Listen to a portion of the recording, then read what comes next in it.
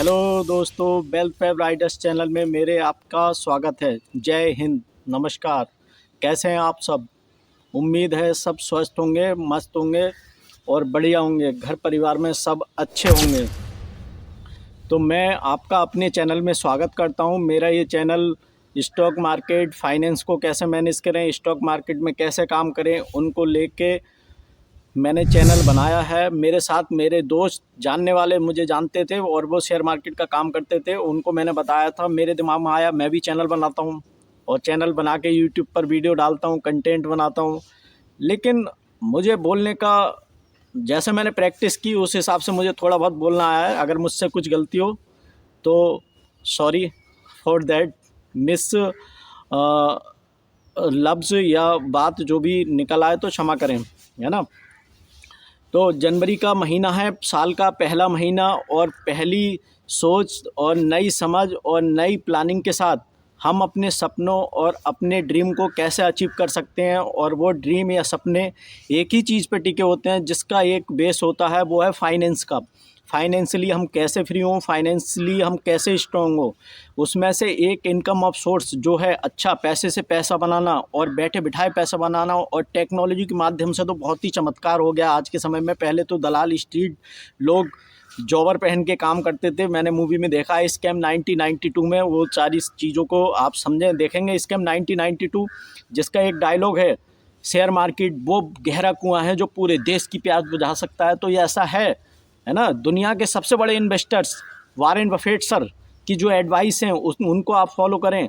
आप short term में विश्वास ना करें, लॉन्ग टर्म के लिए इन्वेस्टमेंट करें, अच्छी कंपनियों के अच्छे शेयर्स में बाइंग करें और लंबे समय के लिए बाइंग करें और पैसा बनेगा। इसका मैं छोटा सा एक आपको उदाहरण देता हूं। हम ग्रोसरी का जो भी सामान, आज हम दाल, चीनी, चावल, जो भी चीज़ खरीद के लेके आते हैं, टूथपेस्ट डाबर का या किसी भी चीज़ की कंपनी का कोई भी माल खरीदते हैं, आज हम जिस प्राइस पर खरीद रहे हैं वो 2 साल बाद महंगा ही मिलेगा। और जब महंगा मिलेगा, जिस कंपनी हमने जो शेयर्स खरीद रखे होंगे और वो कंपनी महंगी होगी, कंपनी ग्रोथ करेगी, कंपनी एक्सपेंड करेगी, तो आपका भी पैसा महंगा होगा। क्योंकि जो शेयर आप जितना पैसा लगा के जो शेयर्स आपने खरीदे होंगे वो शेयर्स भी महंगे होंगे, शेयर्स महंगे होंगे, हमारा पैसा महंगा होगा।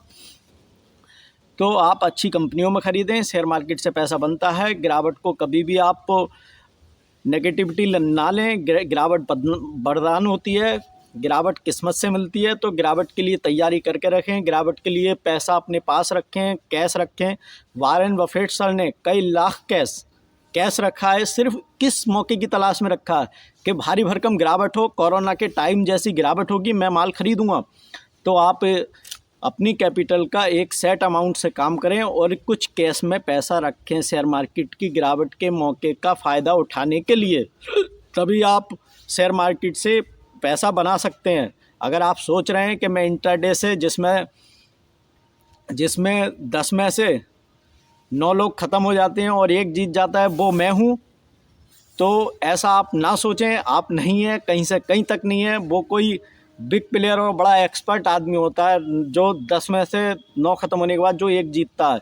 तो आप उस भ्रम में ना रहें कि मैं जीत जाऊंगा, आप उसको अवॉइड करें। और कम समय में ज़्यादा पैसा बनाने वाली जितनी भी स्कीम आपको कोई भी आकर आपको भ्रामक तरीके से दे, क्रिप्टो करेंसी, अलाना फलाना धमाका, सबको आप सिर्फ एक काम करें। आपको अगर चस्का पैसा कमाने का है, कंपनी की रिपोर्ट, रेवेन्यू, उस पर रिजर्व कितना है, उसमें कितने इन्वेस्टर्स क्या है, इन सारी चीज़ों को पढ़ना है, तो आप इक्विटी में काम करें। इक्विटी में पैसा बनता है। इक्विटी में मान लिया आज हमने HDFC बैंक पिछले 5 दिन से गिर रहा है ना। 5 दिन से गिरावट हो रही है क्योंकि वो बढ़ा था, और जो बढ़ेगा वो गिरेगा, ये नियम है मार्केट का। निफ्टी 50 अगर पिछले 1 साल बढ़ी थी, लगातार बढ़ रही थी, 21,000 से 26,000 तक पहुंची थी, तो वो लौट के फिर 2300 पर है इस समय, 23,607 पर है।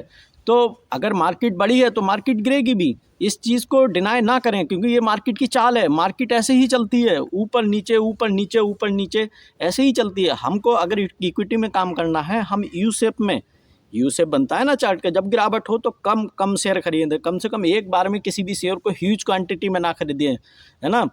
तो कम शेयर हम खरीदेंगे। हमने 3 बार में बाइंग की, 30,000 के शेयर एक बार में, 30,000 के शेयर एक बार में, 30,000 के शेयर एक बार में, है ना।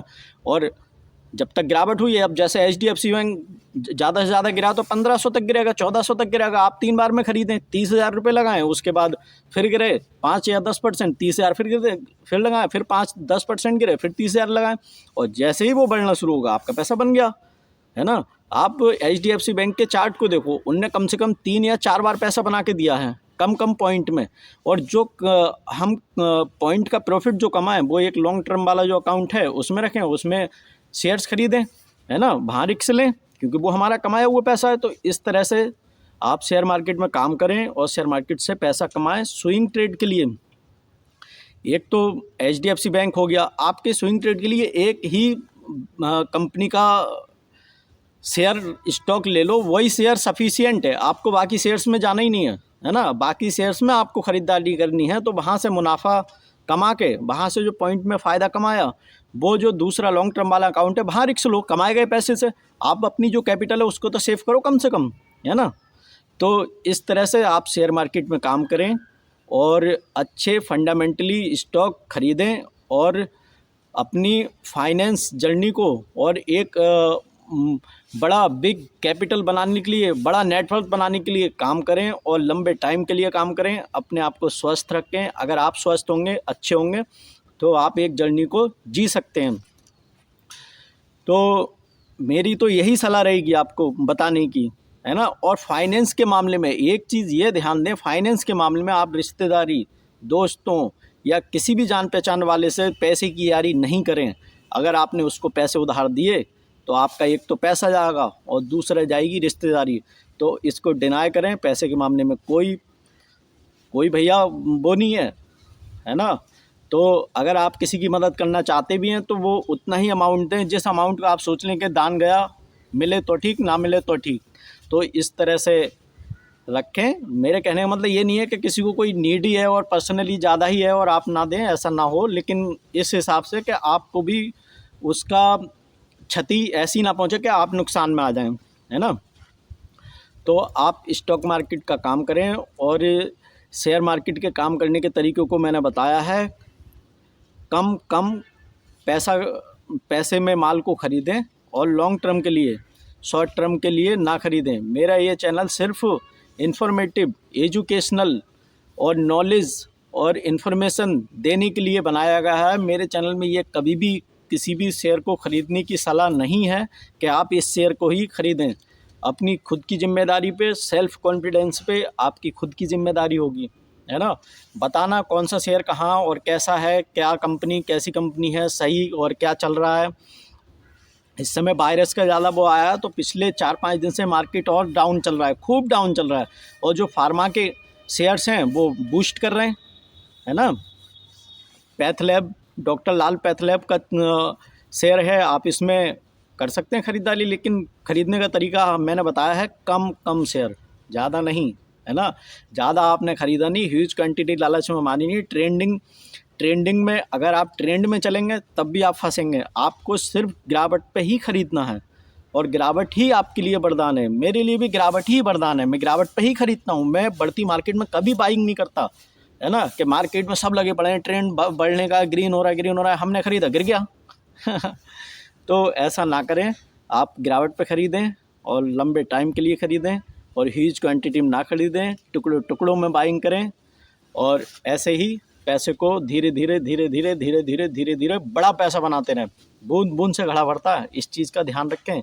एक बड़े नुकसान से हमें छोटा मुनाफा कई गुना अच्छा है ना। तो इस चीज़ को हल्के में ना लें। ये लंबी जर्नी जीने के लिए और लंबा खेल खेलने के लिए और लॉन्ग टाइम का बड़ा पैसा बनाने के लिए ये जो बात मैंने कही है बहुत ज़रूरी है। जय हिंद। मेरे चैनल को सब्सक्राइब करें, कमेंट करें और शेयर करें। और स्टॉक मार्केट में काम करने की नई शुरुआत और नई समझ, नई सोच और नई फाइनेंशियली स्टेबल फ्री होने के लिए चैनल को सब्सक्राइब करें। जय हिंद।